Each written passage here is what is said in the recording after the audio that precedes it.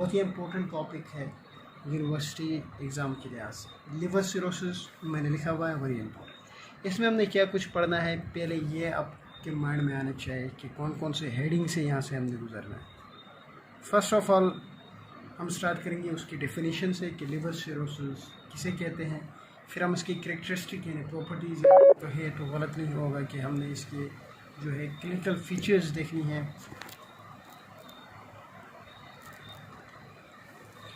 उसके बाद फिर कॉजेज़ क्या क्या होंगे, फिर इसकी क्लासिफिकेशन, फिर इसमें प्रोग्नोस्टिक साइंस। प्रोग्नोस्टिक साइन क्या होता है ये हम आगे बात करेंगे। लैब फाइंडिंग्स, कॉम्प्लिकेशंस और पैथोजेनेसिस। स्टार्ट करते हैं इसकी डेफिनेशन से। लिखने से पहले मैं आपको एक कॉन्सेप्ट दूं कि लिवर सिरोसिस एक ऐसी कंडीशन होती है जिसके अंदर जो नॉर्मल आर्किटेक्चर होता है लिवर का वो replaced by abnormal parenchymal nodules. यानी कहने का मकसद ये है कि जो नॉर्मल लोब्यूलर आर्किटेक्चर है, लोब्यूलेटेड होता है, ये जो आर्किटेक्चर होता है इट इज़ रिप्लेस या converted bye abnormal parenchymal nodules. इसमें एबनॉर्मल पेरेन्काइमल नोड्यूल्स आ जाएंगे। देखिए मैंने क्या कहा, मैंने ये कहा एक ऐसी कंडीशन जिसके अंदर जो नॉर्मल लोब्यूलर आर्किटेक्चर है लिवर का,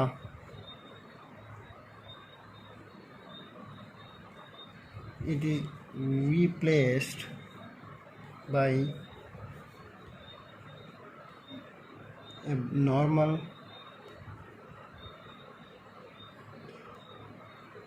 parenchymal nodules. This is the definition of liver cirrhosis. इसी डिफिनीशन से आप इसकी कैरेक्टरिस्टिक की तरफ जा सकते हैं। इसकी कैरेक्टरिस्टिक में इम्पोर्टेंट पॉइंट है वो तीन आपने याद रखनी, मेन कैरेक्टरिस्टिक है इसकी। और इन तीन कैरेक्टरिस्टिक को समझने के लिए हमने यहाँ पे मैं एक स्टार बनाता हूँ और उससे आपको समझाने की कोशिश करता हूँ। कैरेक्टरिस्टिक समझाने जा रहा हूँ।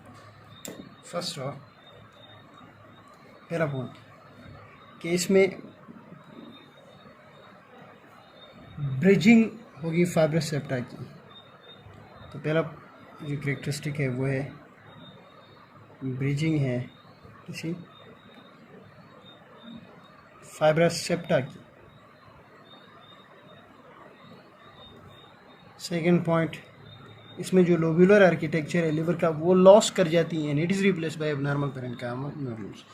यहाँ पे मैं पॉइंट लिख दूँ लॉस्ट, ठीक है। तो यहाँ पे आप क्या लिख सकोगे, second one is the disruption या loss of lobular architecture.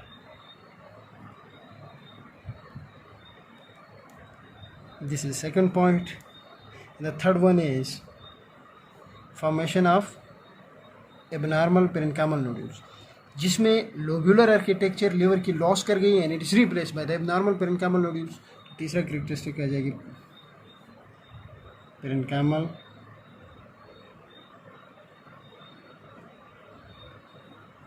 Nodules, ठीक है। This is 1, this is 2, this is 3, that is satisfied. इसकी कैरेक्टरिस्टिक।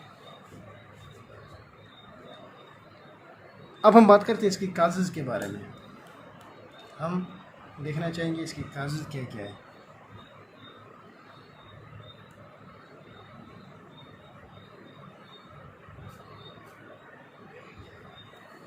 जो देखिए ये जो काजेज़ हैं ये वाइवाज़ में अमूमन पूछा जाता है कि स्टूडेंट से पूछते हैं टीचर के क्या क्या काजेज़ है लिवर सिरोसिस की, तो बहुत सारे काजेज़ वो बताते हैं, लेकिन पहला वर्ड वो बोलते हैं अल्कोहल एब्यूज़।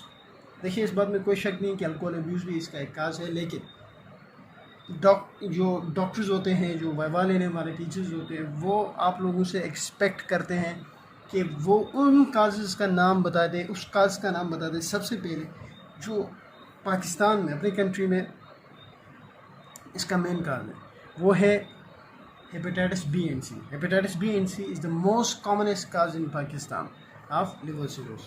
तो पहला कॉज आप लिखोगे भी और टीचर्स को बताओगे भी, जो वो होगा नंबर 1 पे, वो है पोटैटस।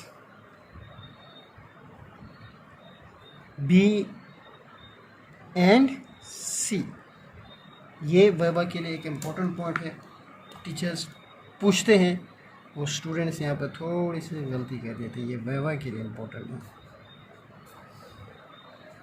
सेकंड काज जो है वो है अल्कोहल एब्यूज़।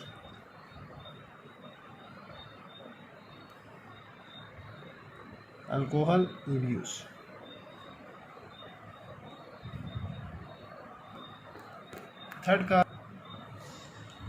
थर्ड काज जो है वो क्रोनिक इन्फेक्शंस है। फोर्थ वन ऑटोइम्यून डिजीज़ है, जिसमें हमने बात करनी है। ऑटोइम्यून हेपेटाइटिस हो सकता है, बाइलरी डिजीज़ हो सकती है, फिर उसके बाद फिफ्थ वन में मेटाबॉलिक डिजीज़ आती है, that is Wilson disease, haemochromatosis and alpha 1 antitrypsin deficiency. ये विल्सन डिजीज़, हीमोक्रोमेटोसिस, ये अल्फा 1 एंटीट्रिप्सिन डिफिशिएंसी, ये क्या चीज़ें होती ये हम आगे डिस्कस करेंगे। तो ये सारे इसके कॉजेज़ आ गए। इसके बाद हम इसकी क्लासिफिकेशन देखते हैं। क्लासिफिकेशन,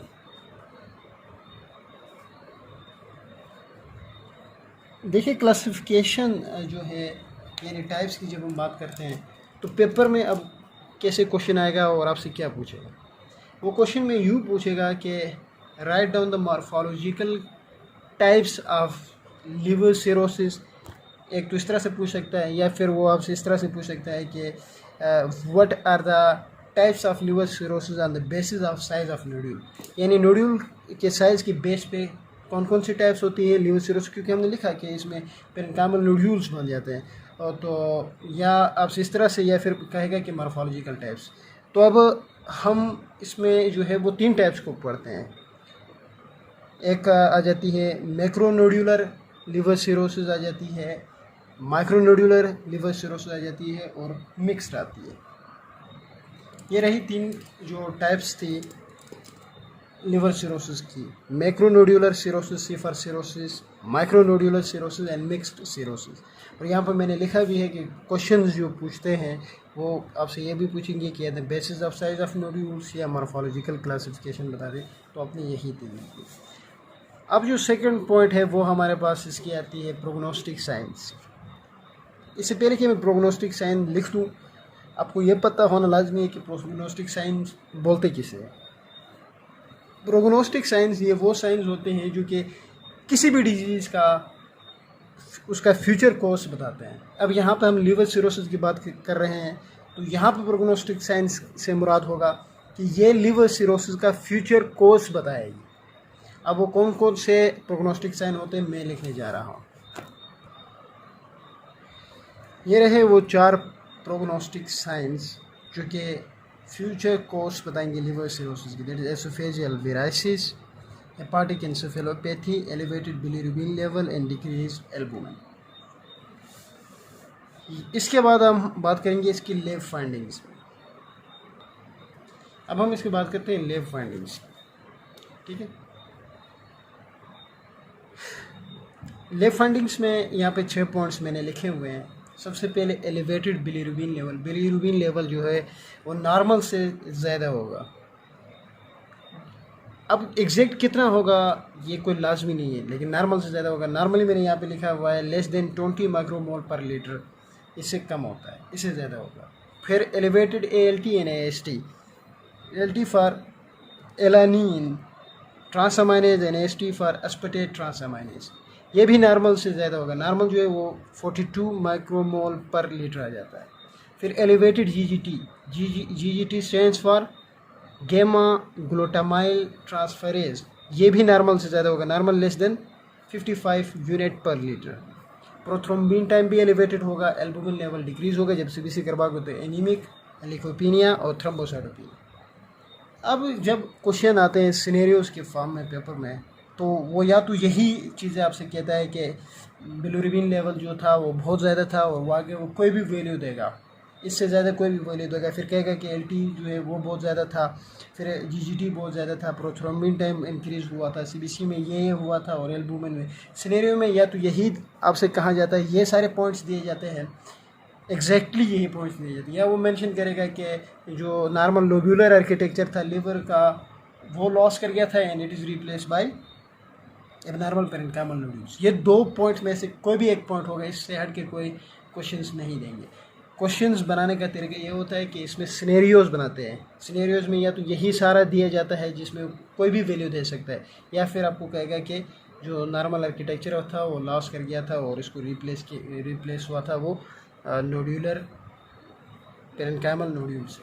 ठीक है, तो लेफ्ट फाइंडिंग के बाद हम बात करेंगे इसके कॉम्प्लिकेशंस और फिर पैथोजेनेसिस।